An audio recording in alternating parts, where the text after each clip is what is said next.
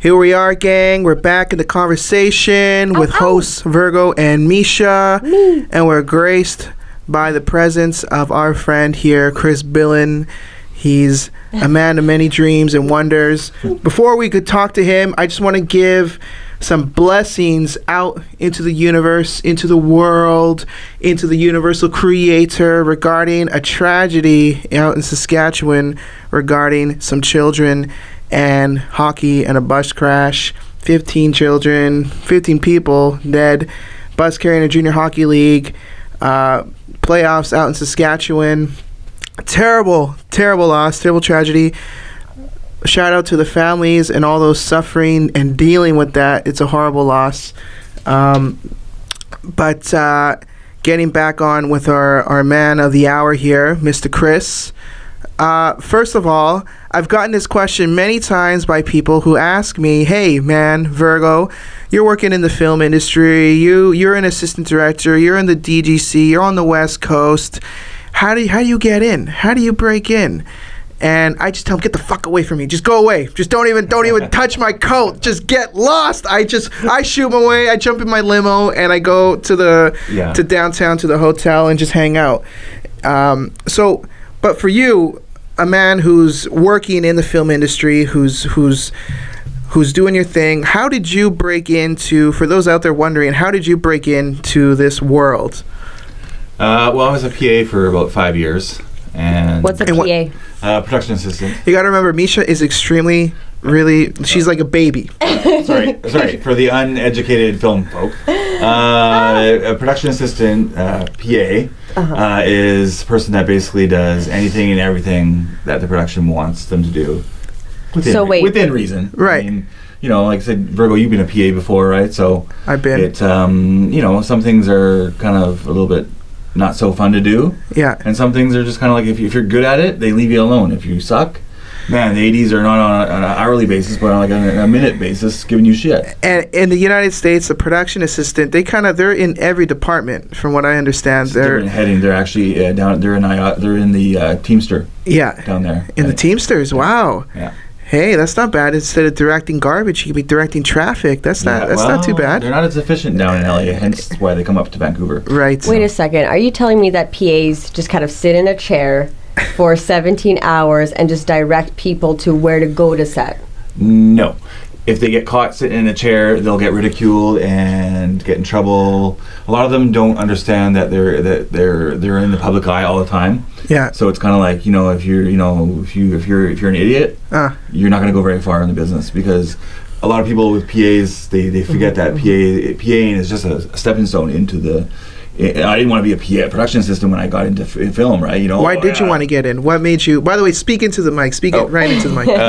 What made you? Because I know you've come from many different. You managed here, like hotels here, Club Banger. I think you were a hitman for the mob at one point. Well, that didn't do it. But what? I mean, why? You like movies? You like TV? I love movies. I love music.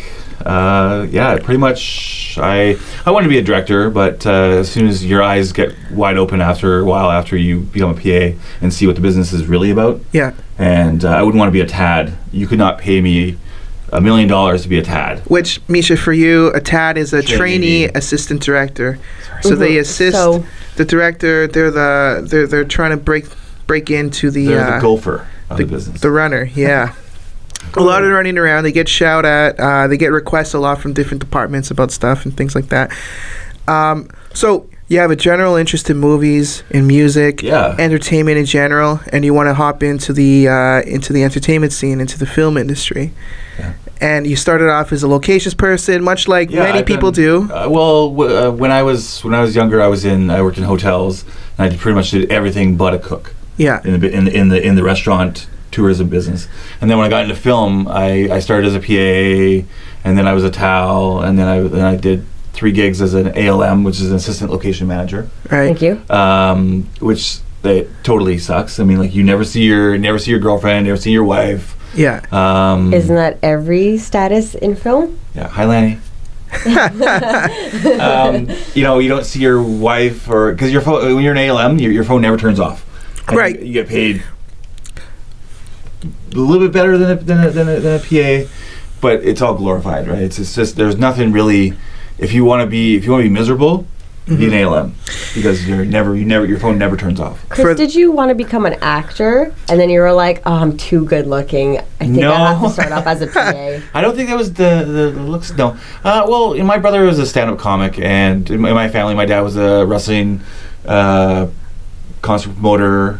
For lots of big bands and stuff like that. So I had it in my blood, but it was never. I did a few commercials and stuff like that. But I always wanted to do just like my own thing, and I never ever wanted to, like, my brother goes, my mom's and my dad, like, they're like, oh, why I'm surprised you're not a stand-up comic. I'm like, I don't like to be put on the spot. Right. Someone goes, Virgo, be funny. Yeah. Right? It's just all of a sudden you're like, no, I can't be funny. It's not natural. Yeah, right? yeah. Well, he would still try. I've worked with Virgo for quite a few projects, and he knows my sense of humor. Yeah. And it's never ever like, hey, we have this script that we're going to go by this today. Yeah. It's whatever flavor of the day. It's off the dome. I mean, it's off the top. Virgo scaring the crap out of me, jumping behind trailers, or word. Just like any sense of humor, Yeah, yeah. So. It's good to keep it lighthearted at work, because it is a grind. I mean, you are working 15 plus hours a day at times. Break it down. I mean, you wake up in the morning, right? You have the wifey next door to you, or right beside you, or next door, who knows? But our bed's big, but not that big. But because I want this to be almost a portrait of a film industry worker, for those that are wanting to get into it, because Vancouver is a boomtown for this type of work. Yeah. What are the struggles? You wake up in the morning, you have to go do a background wrangling gig on one of the CW shows, I get 5 hours of sleep, I'm Lucifer. How many hours? 5 hours, I'm good. 5 hours. You know what I'm talking about, right? Yeah, I mean, get a good 5.5, and you're like, yeah, that's solid. Don't bug me for 5 hours, right? And any type of other industry, I mean, for example, the TAD, right? They get shouted at by the director, not director, they're but basically they have a bullseye on their backs and they don't even know it. Yeah, but every day they're like, doesn't matter what they wear to work, bullseye right there. Right.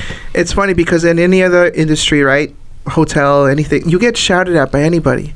Yeah, you can go up to a union rep, or you can go to someone like in the shows they have the stewardess, or the where they're kind of like human resources on set, and and you can kind of deal with that in a non-film industry world, but in the film biz, it's so difficult to kind of raise your voice, because and say, hey, like I'm being yelled at by so and so. I don't know what problems they're going through for them to yell at me and things like that. We've seen these hotheads who kind of you have to pick your battles. Like you can't always fight every single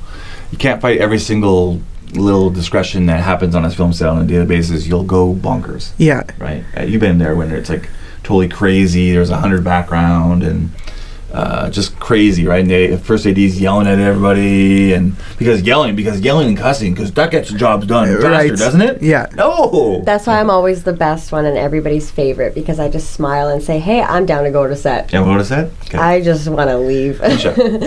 Who are some of your favorite, like, what's a good actor, background performer? What are some good traits for them to have to make your job easier? Because if you come to work with a great attitude, I hate negative energy in my background holding, because it just sucks the morale out of people. Yeah. And if you can't laugh at what you do, all this stuff that we work on, it's all make believe bullshit. Yeah. Yeah. And people take it so seriously, and then it's like, is it worth your life? No. Right? Yeah. And people come to work and they're all serious and they're trying to get this discovery. Some director's going to discover me, and I'm going to go off and I'm going to make $1 million, and I don't do that. I don't do that stuff. Right. It's like, no, you're a background performer. Yeah. Attitude is everything. Yeah. You can be the prettiest girl or the nicest looking dude in film, and if your attitude sucks, no one wants to work with you 15 hours a day, let alone 5 minutes. Yeah. Right. Mm-hmm. So was it difficult kind of going up in rank, between starting off as a locations person and then hopping into background wrangling? I mean, it's all under the fold of the DGC, Directors Guild Union. It's not, I don't want to open that can of worms. How long do we have on air? Oh gosh, yeah. No, I mean, like I said, we got time. Great dental plan, by the way. Yeah. Great health care. Love you guys. Okay?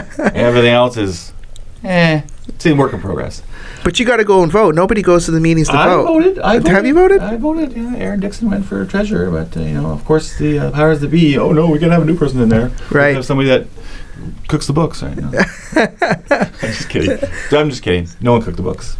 But to climb up between, starting off in the lowest ringer of a loquacious person to a background wrangler, what was that time span for you? I mean, what were some of the difficulties in that timeline? Well, when I was a PA, it wasn't. I started in like 2009, 2010, right? It wasn't as the whole Save BC film thing, right? And the whole it wasn't as cliquey as it is now, and like now it's like so booming. Yeah. That you get with a group, and all of a sudden you kind of just ride that wave wherever they go, right? Like ADs are like that too, right? Yeah, for sure. All of a sudden it's like this AD loves this second and third. All of a sudden they'll take them to every project, right? Yeah.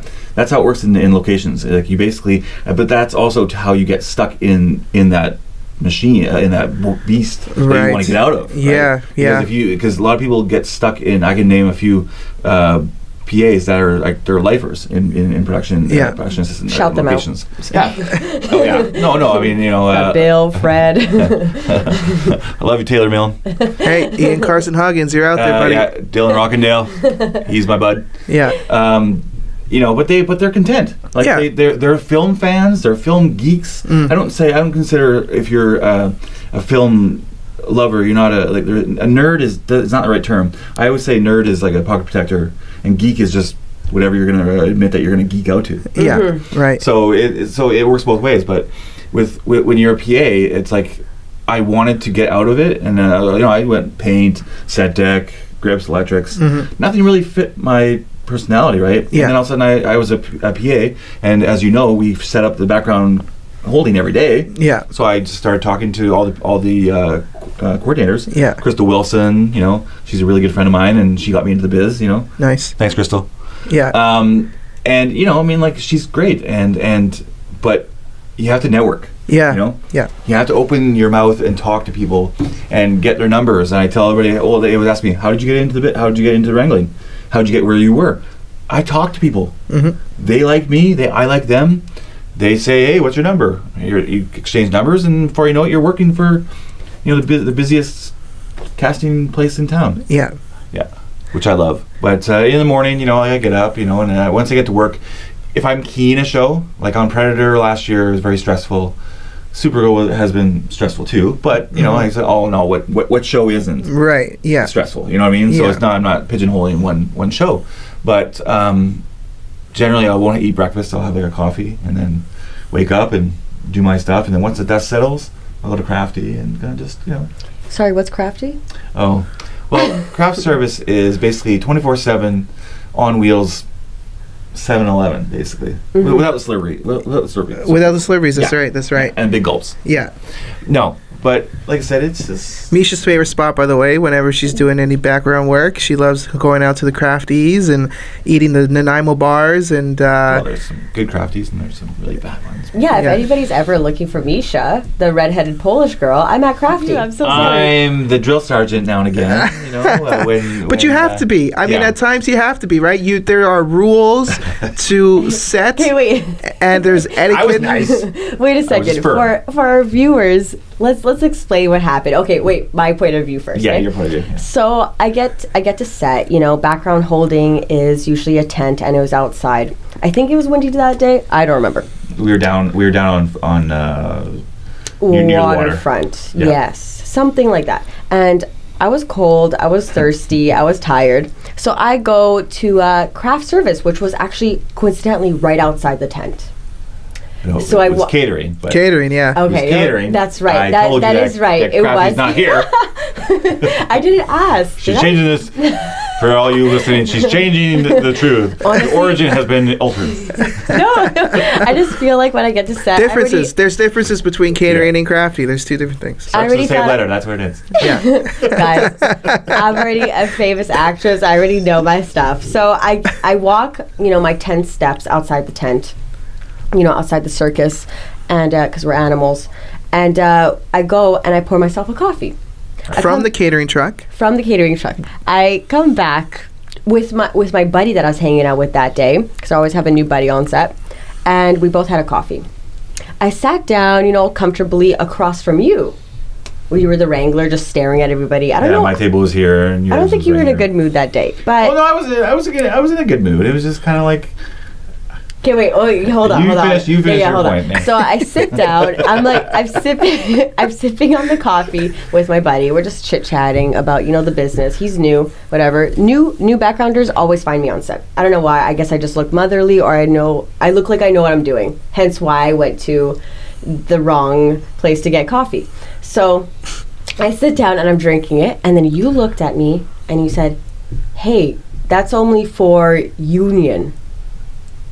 And I said, that's only for, because you guys were in after call. What did you say? Yeah, what was you guys were in after call, and I said that, and I announced it a couple times, saying that catering is not for us. It's basically the day had already started, and you guys were in after call, so you guys don't get anything from catering, right? So yeah, even a simple coffee. Well, yeah, but no. It's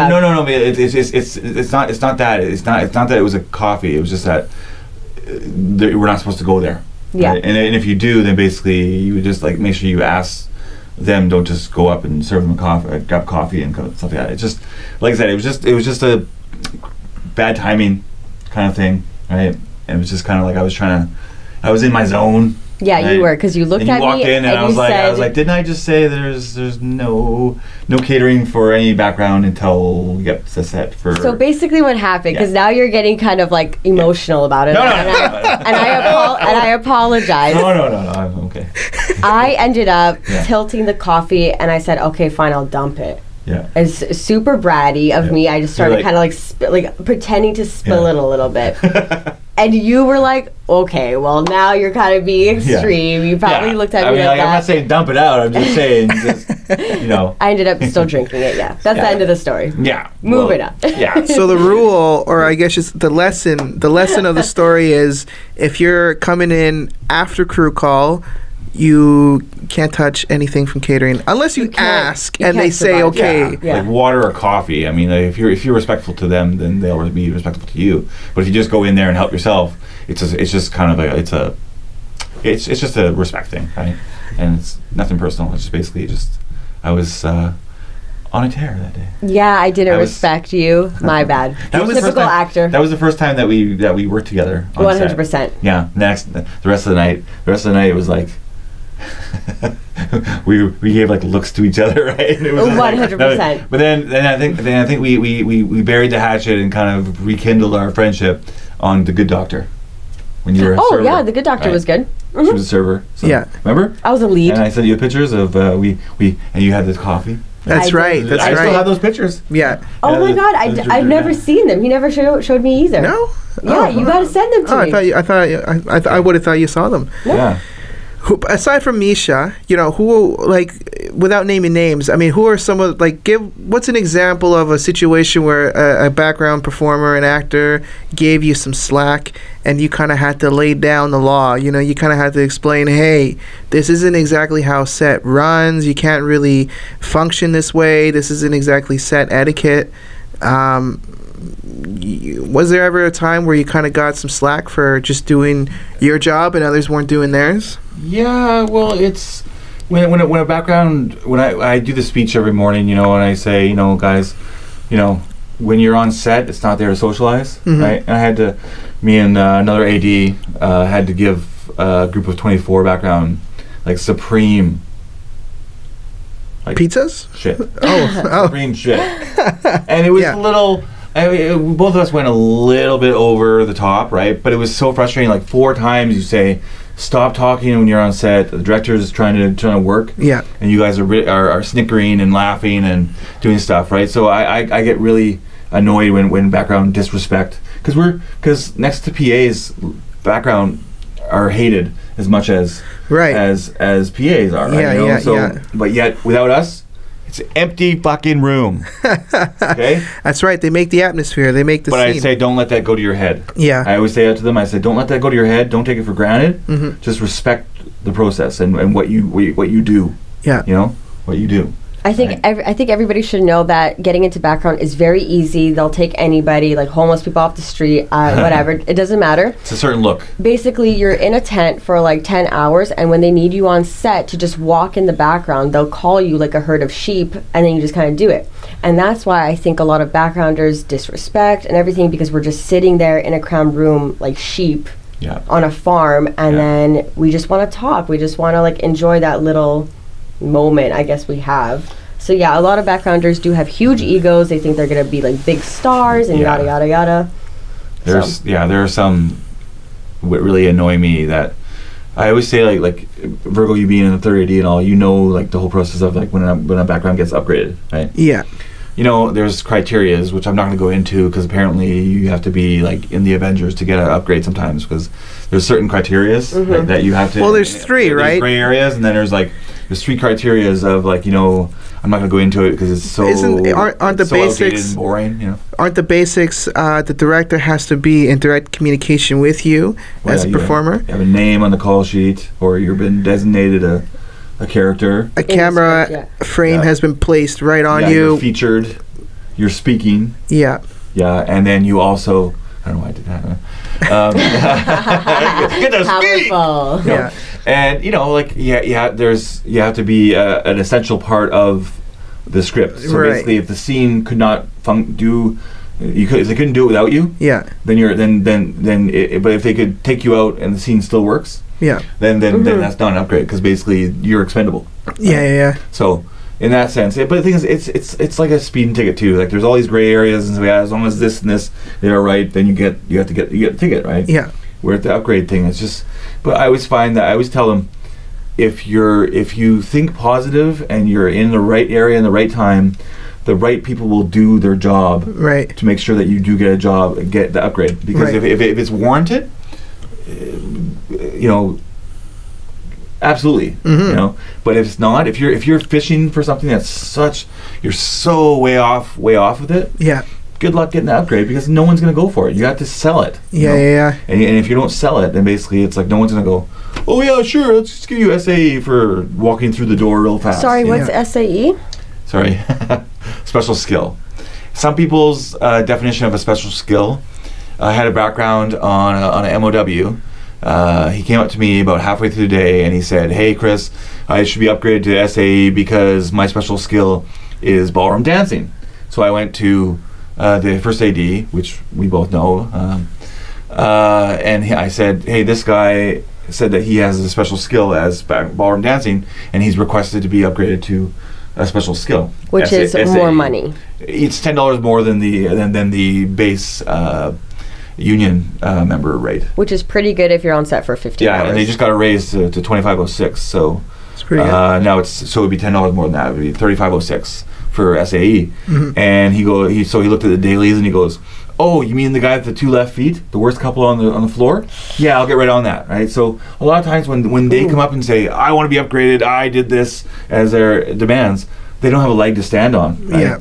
But if you just go through the right channels and say, hey, can you look at the dailies? I did this, like driving a cab is not a special skill. Right. Anybody can do that, right? Yeah. If it's a standard car, not everybody can drive a standard car. Right. I suck at driving standard cars. Me too. Yeah.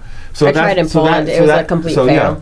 So in that definition, that's a special skill, right? Because I can't do it, but you can. So you're doing it for me, then you should be paid accordingly. Yeah. And it's great because you can talk to your union about it. I've had it where that gray area arises, and I say, hey, as the trailer third, I'm signing you out as a background performer. I don't have the answer, but if you're concerned that you feel you should be upgraded, whether or not it's SAE or you think you got into an actor role rate, talk to your union, the UBCP or the ACTRA union, and then let those union people talk to the production manager or someone in the production house and let them communicate and talk numbers and talk money, and they'll figure it out and they'll sign the check for you, and they'll check the dailies. Yeah, if you go through the right avenues, and basically if it's warranted, then it's almost a guarantee. But sometimes when you go demanding, it's almost like the production puts on their like on their brave faces and saying that no, we don't have that in the budget. Yeah. You can't do it. So sometimes they want something for nothing. Right. Yeah. And I hate seeing background come into holding and say, yeah, I think this is an upgrade. I held a camera and I was singled out, and I'm like, yeah, but that's not anything like happens all the time. Yeah. You know? If you're speaking, that's different, right? Yeah. I don't know. Like I said, a lot of the business is so outdated with the criterias and all the standards and all the rules, right? Yeah. That you kind of go, it's a no fun. Sometimes it's a no fun zone, right? It's like we're making make believe. We're on a cool show, Arrow, Flash, Legends, Once Upon a Time, Good Doctor, all these cool shows. But at the end of the day, it's like it's all make believe. Yeah. Right, Yeah. And the thing is it worth your life? No. No. So. You still put on a shirt. You go to say you. Yeah, eat, I mean, like I still love I still love Yeah. the business. I mean, I don't see my wife that often. Sometimes, right? I work long hours, but she understands, right? And it is what it is. Yeah. I don't want. I couldn't do anything. I mean, I do other things besides just background wrangling. I mean, obviously we're on a podcast here, so obviously there's other things besides just ADing or You're trying to say you still have a life, basically. Yeah, like I said, I'm still relevant. You watch hockey. Yeah, hockey, sports or sports are sports. Nelson, I worked actually in a haunted hotel. Oh, nice. The Hume Hotel is haunted. How do you know? I worked night shift for 6 years, night audit, and I had to go down in the basement to grab a vacuum every Sunday night. And I went downstairs, and there was a figure that was by the pool table that walked through all the tables, right, and walked right by me. Was it just like a silhouette looking? Was it just completely dark, black? Yeah, hollow? it was a black kind of a figure, but you had that like the hair in the back of your neck stood straight up, right? You knew something was wrong. Yeah. You knew that. Well, I went downstairs. There's some weird energy force there. Yeah, in the basement in the Hume Hotel in Nelson. Hey, Ryan. Is he the ghost? No. Ryan's Ryan's the GM of the Hume Hotel, which I haven't been back to in a long time. So hopefully I'll get back there soon. But just a little shout out there. Hey, Martin family. I'll come in on a Sunday to grab that whole. But they had those pictures in the hallway. That of the original owners of the hotel, Lydia and Fred Hume, and they have those pictures of the eyes. They're kind of anywhere any way that you go, they follow you. Right? Well, yeah, they're watching if their hotel's still good. Oh no, yeah, exactly, right. 120 years later, they actually both died in the hotel too. Oh, wow. But there's just there's some people that are really intuitive with ghosts in a certain area, and some people are just totally non-believers, right? Mm-hmm. So this is my theory. Yeah. I think when you are at the lowest state in your life, when your energy is so draining and low, I think it just attracts these ghosts more. Yeah. So people who tell me hey, I think my bedroom's haunted. I keep seeing things, I keep hearing things. I'm like, well, are you sad? Are you sad at night alone? You know what I mean? Because we almost kind of look for it. We let that guard down because we're so low ourselves, and then it's just easy to for these ghosts and energies to come in. I've always been fascinated, working at Riverview for so many times. Right, yeah. What's Riverview? Riverview Hospital is in Coquitlam, and it basically has all these buildings, all these condemned buildings that film works in. It's a popular set. It's very popular. Set, yeah. Elf, the Will Ferrell movie has been shot entirely there. X-Files. Outer Limits. Hospital, right?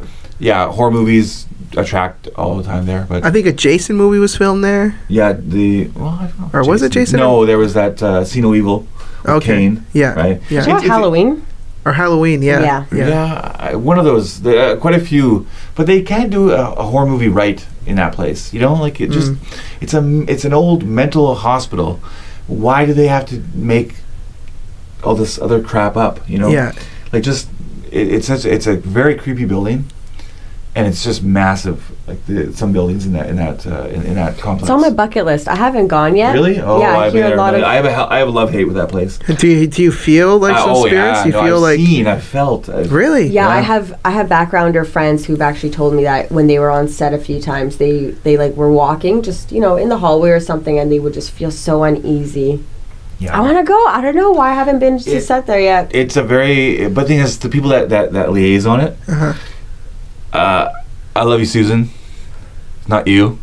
The companies, they just like, it's not just the companies, but it's just like the government of BC. Yeah. They own the buildings now, and they rent them out to film. Yeah. But it's like a no fun. It's a haunted building, and you're not allowed to do any exploring. And there's the whole creep factor doesn't even get into the equation at all. Right. You know what I mean? It's all right. business. You know, it's all like, don't, you can't do that. You can't do this. No fun. You know, it's ghosts, but no, you're not allowed to film anything, and you're not allowed to do this. And it's just like a bunch of crap. Yeah, there's some underground tunnels too. I've been down there, and they're it's a T junction now, basically. Yeah. Under crease. Right? Oh yeah. It's okay. It's not the creep factor. It kind of wears off real quick. Since we might have a lot of Riverdale fans watching, there was a scene with Veronica and Cheryl Blossom who were in the tunnels, and it was at Riverview. Oh, dope. Yeah, so they shoot quite a bit there too. Yeah. Deadpool 2 was shot there too. Out in front of crease. Watch the trailer.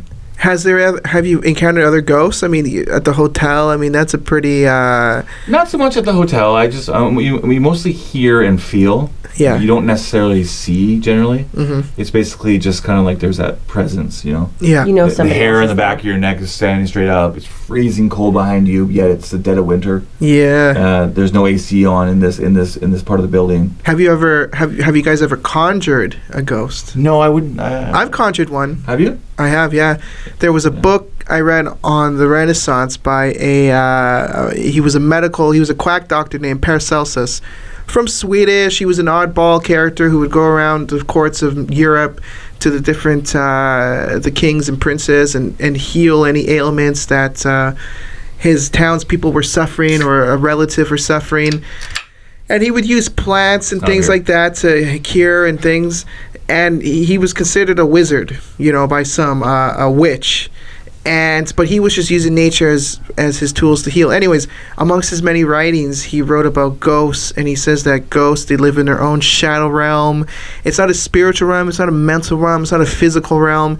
It's its own shadow realm called a vestrum. The further. So, if you've seen I'm reading this book, and I'm in my room. You know, this is back in Winnipeg, you know, so there's already a layer of dark magnetic energy going on. So I'm saying Winnipeg is a low point. And in the room. So is Victoria. It's very like they have haunted. I believe it. Ghost tours. Yeah. And in this room there's already things in the door frame that has, you know, help me and get out, and the door locks aren't in the room, they're outside of the room. So obviously the parents were locking the kids out, so they couldn't get out of the room in this townhouse way back like 15 years ago, something like that. And so I'm reading this book and I'm going to bed for the night.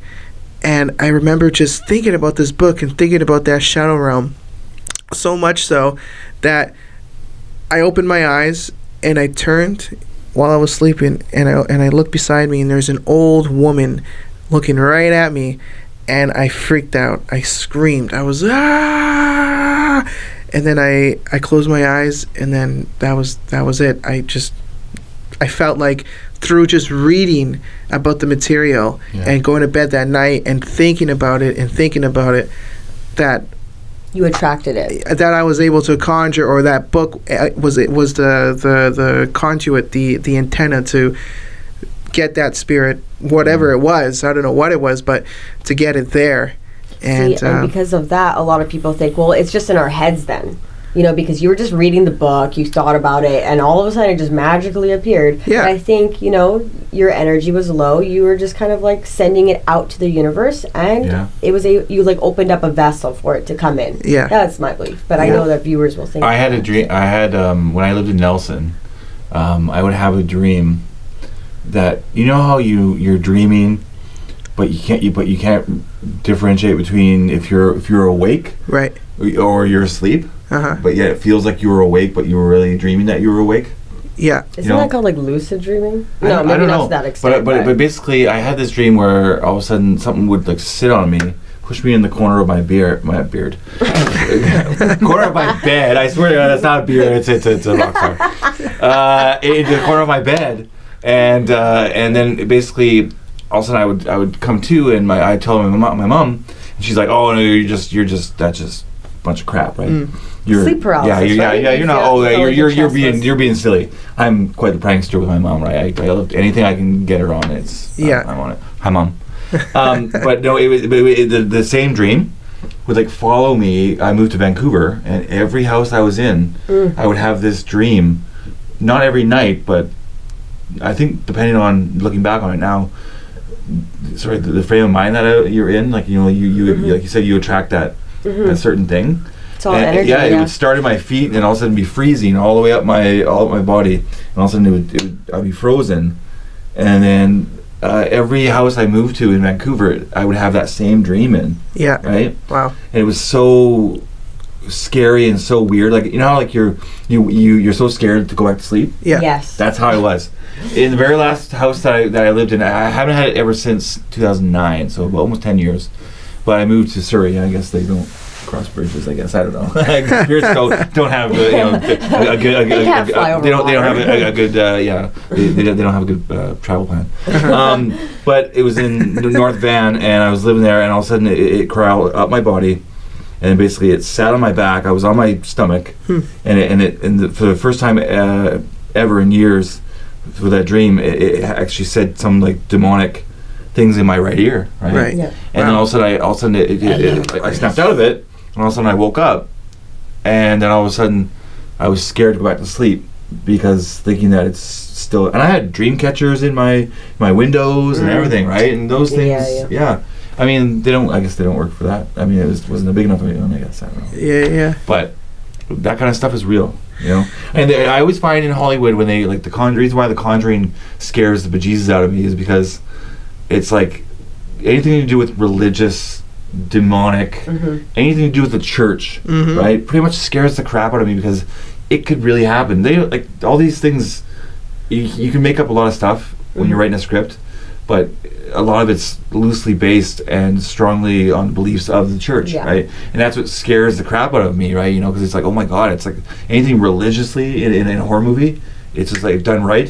Scare the crap Yeah, I wonder why that is. Like, I don't know if it's shit your pants scary, you know what I'm saying? You know, in a good way, you know, like suspense is. If you expect the religion to be like this pure and holy thing, and then you see it the complete opposite, this evil organization with these evil characters and demonic beings. They focus more on like the demon side of things as opposed to the angels. No one's gonna buy a ticket to a happy-go-lucky priest that loves to skip through the park. You know, it's like, really, it's not gonna sell tickets, right? You know, it's like, you know, you have to scare the crap out of somebody. You know, that's entertainment to me. At least I don't like to be grossed out.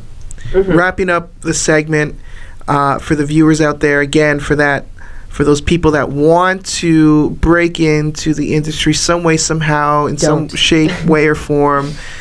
I mean, what are the pros and cons, and what advice would you give to anyone out there interested in joining this particular career, job?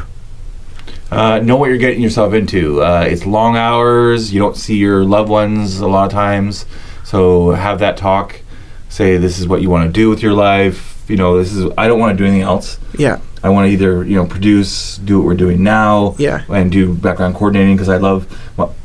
I told my mom I was a background coordinator, and she goes, "Oh my God, you're getting paid to talk." Yeah. You know, I'm like, yes. You know what I mean? And the thing is, just find something that you love, and for God's sakes, don't stay in locations for longer than you have to. It is a stepping stone. It is not a full-time gig, only by choice. Right. Yeah. Right. Yeah. So don't. Know what you're getting yourself into, and like I said, it's long hours, right? You know, and people are understanding what they're getting into, right? You know, but like I said, it's long hours, so don't ever ask, hey, when are we going home? When they yell cut and rap, that's when we're going home. You know, it's like, you know, it's a very grueling business, but there's also, you meet lots of awesome people. Hey. Right? Hey, right here, okay? Hey, what are you gonna do? My, you know, the M and the V here. Yeah. Okay? So you meet a lot of, you'll meet a lot of good people, to put it bluntly, you meet a lot of assholes, you'll meet a lot of very, very beautiful, wonderful people. Yeah. That will make, you'll have friends for years to come. And you'll meet people that you never want to see ever in front of your face ever again. You know? I can name a few, but I'm not going to. Bryce. And with the business, you still will bump into those people you don't like. That's Oh, right. God. There's another somebody that rides a Bobby. I think you called him Freddy Krueger's half brother at one point. Yeah, no. But you wouldn't say that to somebody who wasn't told, like, if it was you, but also, like, everyone says the same thing, you know? It's not just you, it's No. everybody saying, If it's just hey. you, good luck. Yeah, Grow thicker skin. right, You know? yeah, Get over yourself. Yeah, right? yeah. If you think that you're so much better than everybody else, that you should have all the lead roles and stuff like that, then go live on a superficial, shallow island, because that's you're gonna be the only. You're gonna be the master of none. Okay, I'm packing my bags. I'm just kidding. And I think, Not you, Misha. and I think that's another important point. You know, when you're working these long hours and you're going from show to show to show, you got to learn how to take a break. You know, because you don't want to burn yourself Yeah. out, and that's where a lot of these attitudes come from. Is the burnout, and they just stick with the show because I need to make the money, I need to make the rent. I'm gonna fall out of the network if I don't stay working. But you Yeah. burn out. Know when to take a break. Well, no one exactly. It could be 5 days. It could be a couple days. Just don't burn your. Well, although everybody burns a candle at both ends, right? Yeah. You're in case in point too, right? And Yeah. Just take care of your health and your mind and the people around you, the social relationships. You know, it's very Yeah. important because that's also a part of the health. You know, because when you're working those hours, those connections, they go away. You come home and you sleep. Yeah. Basically, that's your rotation. have your friends that you have away from the business too. Yeah. You know. But He's tired. He No, works no, on no, no, Saturday. We're No, gonna I had a late night get last we're gonna night. get Bill in. We're gonna give him a nice little Bailey soother and some milk, and we're gonna put a little blankie on him. And Bailey Susan. I don't drink anymore. all right, No. guys. And girls, Chris, give a shout out to us. to the people out there in the world. Hey, film folk. Hey, I really enjoy working with you guys. You know who you are. And the people that I don't like to work with, you know who you are too. Hey, so that's that, man. Thank you, Chris Billin, for joining us today in the conversation. We learned a lot about the film biz. For you young cats out there that want to jump into this crazy, crazy circus, just make sure you know what you're getting yourself into. Take advice from a man who's done it, who's been there, who's continuing to do it with an excellent standard and pedigree. So learn from the man, and until next time, gang, we'll check you later. Peace. Peace. Nice. That's fun.